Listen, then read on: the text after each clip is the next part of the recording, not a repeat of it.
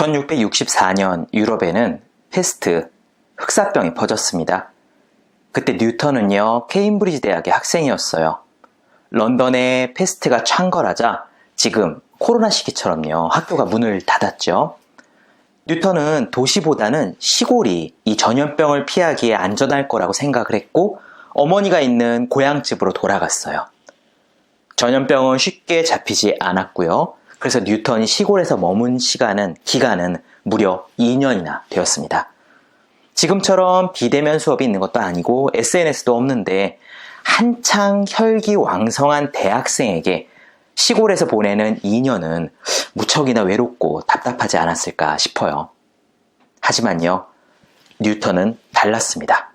그는 이 시간을 제대로 활용하는 편을 택했습니다. 복습과 사색이에요. 학교에서 수업 진도가 나가는 동안 제대로 이해하지 못한 부분들 있잖아요. 그거를 복습하되 정말 그 원리를 끝까지 고민해서 연구해보기로 한 겁니다. 방해하는 사람이 친구들도 아무도 없으니까요. 몰입하기 참 좋은 시간이었죠. 그러자 놀랄만한 결과들이 쏟아졌습니다. 우리가 뉴턴이라고 하면 제일 먼저 떠올리는 게 사과잖아요. 사과나무 아래 앉아있다가 뚝 떨어지는 사과를 보고 만유인력의 아이디어를 얻었다는 그 일화. 이 에피소드가요, 뉴턴이 시골에서 머물던 그 2년 동안 일어난 일입니다. 뉴턴은 몰입해서 중력을 연구했고요. 거기서 만유인력의 착상을 얻었고 미적분학, 수학의 미적분학을 체계화했고 광학이라는 책에 나중에 실리게 될 유명한 프리즘 색깔 연구를 그때 했습니다. 요컨대 뉴턴의 일생에서 가장 중요한 성과물로 꼽히는 수학, 광학, 물리학 연구들의 기초가 바로 이때 이루어졌던 거예요. 뉴턴의 나이 고작 23살, 4살 때의 일입니다. 뉴턴은요, 과학, 철학, 신학, 수학, 천문학, 심지어 연금술까지 정말 아주 다양한 분야에서 많은 결과물을 내놓았는데 그는 동시에 연구하는 일 말고도요, 굉장히 바빴어요. 국회의원으로 활동한 적도 있고 조폐국, 그러니까 화폐를 만드는 곳이죠. 그 조폐국 국장으로 일한 적도 있습니다. 위조 지폐범을 잡았을 때 사형 선고하는 걸 즐겼다는 이야기도 있어요. 아무튼 연구 말고 굉장히 많은 일을 한 바쁜 사람이었다는 그런 얘기인데요. 20서너 살 때 다른 아무 일 없이 혼자 조용히 몰입할 수 있는 그 2년의 시간이 아니었다면 뉴턴이 굵직굵직한 인생의 결과물들을 낼 수 있었을까 싶습니다. 뉴턴 스스로도 패스트를 피해 시골에 가 있었던 그 2년이 자신의 전성기라고 이야기를 한 적이 있습니다. 즉, 외로운 시간이 뉴턴이라는 천재를 만들어냈던 거죠. 또 다른 사람을 소개해 볼게요. 뉴턴이 어쩔 수 없이 겪어야 하는 그 외로움의 시간을 몰입으로 승화했다면 빌 게이츠는요, 일부러 외로움 속으로 뛰어들어서 몰입한 사람입니다. 넷플릭스에서 하는 빌 게이츠 인사이드라는 다큐멘터리를 보면요, 빌 게이츠의 일상이 조금 더 자세하게 나와요. 그 비서가 말하길 빌 게이츠는 5분 단위로 약속을 세우고요, 시간을 절대로 어기지 않는다고 합니다. 하루에도요, 글로벌한 규모의 회의가 몇 차례나 있는 빌 게이츠니까 여유있게 수다를 떨거나 유유자적하게 시간을 보내기는 정말 쉽지 않아요. 그런데 그렇게 바쁜 빌 게이츠도 1년에 딱 2번은 전혀 다른 시간을 가집니다. 다른 모든 일거리는 전부 제쳐두고 오로지 생각하는 일에만 몰입하는 think week, 생각 주간이에요. 이 시간이 되면 빌은 책, 논문들, 보고서를 가득 담은 가방을 손에 쥐고선요, 호숫가에 있는 별장으로 들어갑니다. 이 별장이 우리가 생각하는 재벌들의 으리으리한 그런 별장이 아니라 조그만 집이에요. 오래된 책상이 있어서 우리가 회사에서 쓰는 요즘 그 사무용 책상들보다도 작아요. 의자도 듀오백은커녕 그냥 허름한 보통 가정용 의자입니다. 그리고 그 집에는 미니 냉장고가 하나 있는데 냉장고 문을 열면은 안에 빨간 코카콜라 캔이 가득 들어있어요. 생각만 하는 2주간의 싱크 위크 중간에는 식사를 들고 오는 직원 외에 가족, 동료, 그 누구도 출입이 허락되지 않습니다. 빌 게이츠는 이 기간 동안 일주일에 100편 이상의 논문을 읽는다고 하고요. 논문마다 일일이 코멘트를 남겨요. 때로는 하루 18시간 동안 글만 읽기도 한다고 합니다. 이렇게 딱 2주를 보낸 후에 자신의 생각을 정리해서 회사의 임원들, 자기 지인들, 그리고 여러 분야의 글로벌 리더들에게 이메일로 전송을 하죠.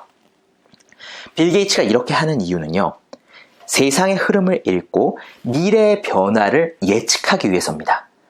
이번에 코로나가 터지기 한참 전부터 빌은 말하기를요, 인류를 위협하는 적은 더 이상 핵전쟁이 아니다, 전염병이다 라고 경고를 한 바가 있어요. 그리고 코로나 사태 중에도요, 백신 개발 추이에 대해서 적극적으로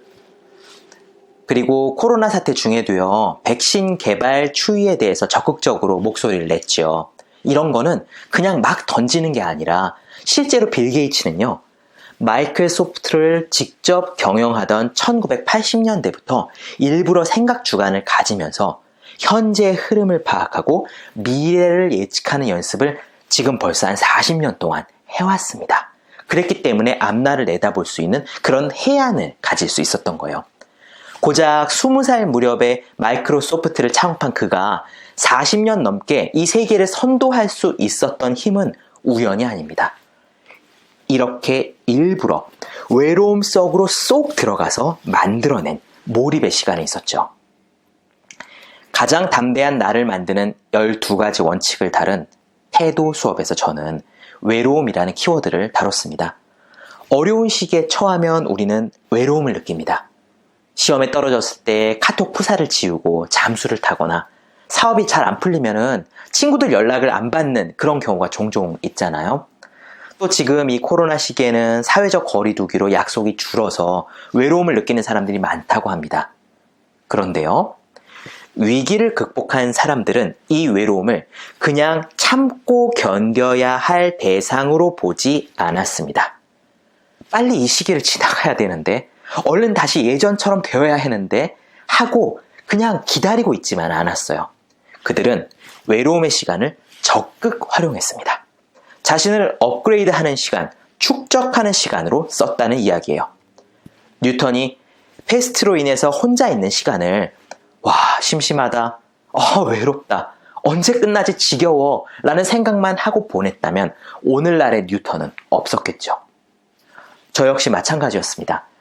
2월부터 코로나가 터지고 나서 오프라인 강의들이 깨끗이 끊겼고 혼자 있는 시간이 늘어났어요. 그 시간 동안 초조하거나 불안해하는 대신 제가 정말 바쁠 때는 할 수 없었던 것들을 했습니다. 책을 읽었고 명상 시간을 늘렸고 또 이번 1학기 때는 제가 늘 듣고 싶었던 대학교 수업을 청강하기도 했어요. 물론 몰입한 상태로 이 책 태도 수업을 완성했습니다. 누구나 뉴턴과 빌 게이츠처럼 몰입을 통해서 스스로를 업그레이드 할 수 있을까요? 당연합니다. 방해받지 않는 시간과 약간의 연습만 있으면 돼요. 몰입 전문가 황농문 교수는 그의 책 몰입에서 이렇게 말했어요. 얼핏 보기에 마라톤은 아무나 도전할 수 없는 초인적인 운동 같지만 적절한 훈련만 거친다면 누구나 할 수 있는 것처럼 몰입적인 사고 역시 원리를 깨닫고 훈련을 거치면 누구나 자유롭게 활용할 수 있는 능력이다. 그렇습니다. 핵심은요, 끊임없이 생각하는 겁니다. 아무도 방해하지 않을 때 자기한테 정말 중요한 것을 계속 생각하는 것이 핵심입니다. 외로운 시간은 사실 끊임없이 생각하기 좋은 절호의 몰입 기회예요. 요약해 보겠습니다. 첫째, 패스트로 케임브리지 대학이 문을 닫은 2년 동안 뉴턴은 시골에 들어가 몰입하는 시간을 가졌다. 둘째, 빌 게이츠는 엄청나게 바쁜 중에도 1년에 2번 일부러 외로움 속으로 들어가는 생각 주간을 갖는다. 셋째, 외로움을 꺼려하지 말자. 외로움은 사실 나를 업그레이드 할 수 있는 축적의 시간이다. 제우의 서재, 오늘 방송은 여기까지입니다. 멘탈과 태도, 더 나은 우리 자신이 되는 방법을 계속 이야기하겠습니다. 신간 태도 수업 많이 사랑해 주시고요. 내용이 도움이 되었다면 구독, 좋아요, 그리고 댓글 부탁드립니다. 감사합니다.